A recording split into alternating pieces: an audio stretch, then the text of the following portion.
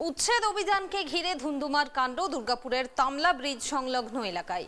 পুনর্বাসন না পেলে উচ্ছেদ মানবে না তারা, দাবি বস্তিবাসীদের। এরপরও আজ সকালে বাউন্ডারি দেওয়ার কাজ শুরু হলে প্রতিরোধ শুরু করে স্থানীয়রা। সিআইএসএফ জওয়ানদের সাথে প্রথম কথা কাটাকাটি, পরে ধস্তাধস্তি শুরু হয়। লাঠিচার্জের অভিযোগ সিআইএসএফ এর বিরুদ্ধে। রক্তাক্ত আন্দোলনকারীরা। প্রতিবাদে রাস্তা অবরোধ শুরু করে এলাকার মানুষ। ঘটনাস্থলে পৌঁছায় দুর্গাপুর থানার পুলিশ। অভিযানকে ঘিরে ধুন্ধুমার কাণ্ড বাঁধল দুর্গাপুরের তামলা ব্রিজ সংলগ্ন এলাকায়। এ বিষয়ে আমরা বিস্তারিত জানবো। এই মুহূর্তে আমার সঙ্গে টেলিফোন লাইনে জুড়ে আছেন ট্রাইব টিভির প্রতিনিধি দুর্গাপুর থেকে আকাশ খান।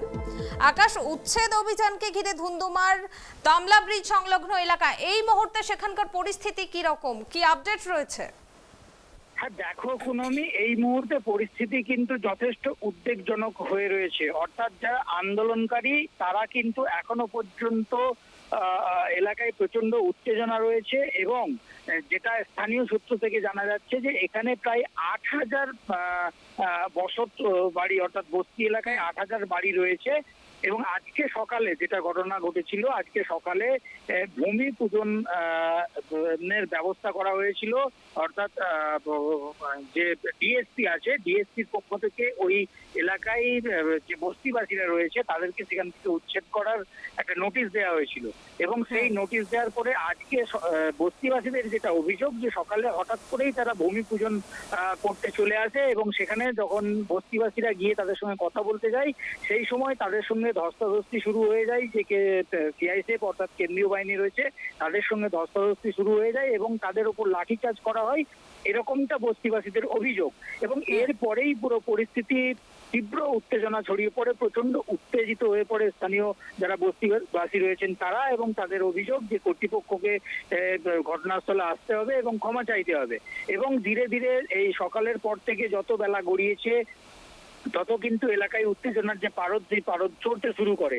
এবং এই মুহূর্তে এখনো তারা রাস্তা অবরোধ করে রেখেছে। আমরা কিছুক্ষণ আগে পর্যন্ত যে চিত্র দেখতে পেয়েছি যে রাস্তার উপর তারা একদিকে আগুন জ্বালিয়ে দেয়, আগুন জ্বালিয়ে অবরোধ শুরু করে। ঘটনার খবর পেয়ে সাথে সাথেই দুর্গাপুর থানার পুলিশ প্রথমে পৌঁছায় এবং পরে বিশাল পুলিশ বাহিনী ঘটনাস্থলে পৌঁছেছে।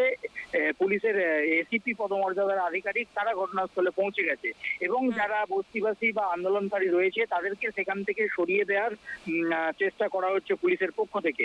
দেখো, গোটা ঘটনা চক্রে এখনো পর্যন্ত কিন্তু স্থানীয় যারা রয়েছেন, এলাকাবাসী বস্তিবাসী যারা রয়েছেন, তাদের যেটা অভিযোগ যে তাদের উপর লাঠিচার্জ করা হয়েছে এবং তাতে কয়েকজন আহত হয়েছে বলেও তারা অভিযোগ করছেন। যদিও পুলিশের পক্ষ থেকে এখনো আহতের কোনো খবর তাদের কাছে নেই, এমনটাই জানানো হয়েছে।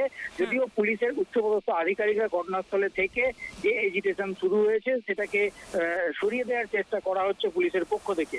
গোটা ঘটনাকে ঘিরে কিন্তু টানটান একটা উত্তেজনা পরিস্থিতি রয়েছে। এবং তোমাকে জানিয়ে রাখতে চাইবো যে উচ্ছেদের যে নোটিশ, সেই নোটিশ কিন্তু বেশ কয়েকদিন আগেই দেওয়া হয়েছিল এবং সেই উচ্ছেদের নোটিশ দেওয়ার পরে বিভিন্ন রাজনৈতিক দল তারা কিন্তু এই বস্তিবাসীদের সঙ্গে নিয়ে আন্দোলন শুরু করেছিলেন।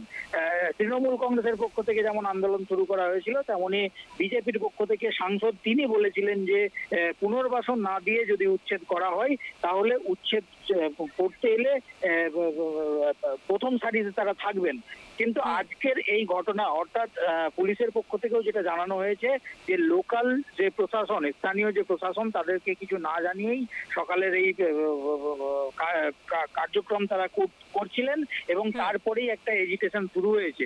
যদিও বারবার পুলিশের পক্ষ থেকে যারা এখানে জমায়েত করেছে বা আন্দোলন করছেন তাদেরকে কথা বলে তাদেরকে সেখান থেকে সরিয়ে দেওয়ার চেষ্টা করা হচ্ছে। পুনমি, ধন্যবাদ আকাশ। আরো একবার জানিয়ে রাখি, উচ্ছেদ অভিযানকে ঘিরে ধুন্ধুমার কাণ্ড দুর্গাপুরের তামলা ব্রিজ সংলগ্ন এলাকায়। অভিযোগ উঠছে ডিপিএল এর জমি দীর্ঘদিন ধরে জবরদখল করে বসবাস করছে বেশ কয়েকটি পরিবার। তাদের বারবার উঠে যেতে বলা হলেও এলাকা ছাড়তে চাইছে না তারা। আর এই নিয়ে গত 1 মাস ধরে সেখানে অশান্তি চলছে এবং আজকেও কিন্তু তেতে ওঠে সকাল থেকে ওই এলাকা। বেশ কিছুটা জমি নিজেদের কবজায় আনলেও এখন পুনর্বাসন না পেলে অন্যত্র সরবেন না বলে কিছু মানুষ একাট্টা হয়েছেন। এদিন সকালে ডিপিএল কর্তৃপক্ষ জমিতে সীমানা পাঁচিল দিতে গেলেই বাধা দেন তারা, রাস্তা অবরোধ করে প্রতিরোধ করেন। বাসিন্দারা জানিয়েছেন কয়েক পুরুষ ধরে তারা এখানে বসবাস করছেন, হঠাৎ করে উঠে যেতে বললে কোথায় যাবেন? তাদের বাসস্থানের ব্যবস্থা হলে তবেই তারা জায়গা ছাড়বেন। সিআইএসএফ জওয়ানদের সঙ্গে তাদের প্রথমে কথা কাটাকাটি শুরু হয় এবং পরে ধস্তাধস্তি বেঁধে যায়। পরিস্থিতি সামাল দিতে সিআইএসএফ লাঠিচার্জ করে বলে অভিযোগ। বেশ কয়েকজন আন্দোলনকারী লাঠির ঘায়েও রক্তাক্ত হয়েছেন বলেই অভিযোগ উঠছে এবং এরই প্রতিবাদে কিন্তু রাস্তা শুরু হয়। বেলা বাড়তেই পরিস্থিতি আরও নিয়ন্ত্রণের বাইরে চলে যায়। রাস্তায় কাঠের গুঁড়ি ফেলে তাতে আগুন ধরিয়ে দেয় বিক্ষোভকারীরা।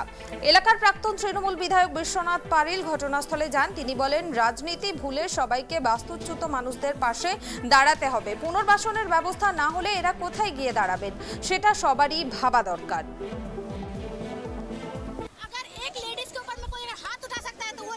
कांस्टेबल के सिवा कोई हाथ नहीं उठा सकता है। उनका सबसे बड़ा गलती उन्होंने ये किया है। अगर वो लोग लाठीचार्ज नहीं करता तो भाई हम लोग वायलेंस नहीं होते। ये अवस्था देख लीजिए मेरा, ये लाठीचार्ज हुआ या भूमि पूजा या किसको बोला गया? किसी को बोल के आए यहाँ पे सही से काम करे। हम लोग से बात किए, किसी से भी बस्ती वाले हैं हम लोग से क्या डिस्कस किया है? कुछ नहीं किया है। जब हम महिला लोग घर से आज निकल के रोड में आए, हम लोग के ऊपर लाठीचार्ज हुआ है। हो लाठीचार्ज जितना होगा, हम लोग ये रोड से नहीं हिलेंगे जब तक हम लोग का फैसला नहीं मिलता कि वो लोग क्या कर रहे हैं। बस और कुछ नहीं है। क्या कर रहे हैं? हम लोग को जो डिसीजन चाहिए हम लोग यही बैठे रहेंगे जब तक डिसीजन नहीं होता है। रोड से नहीं उठेंगे।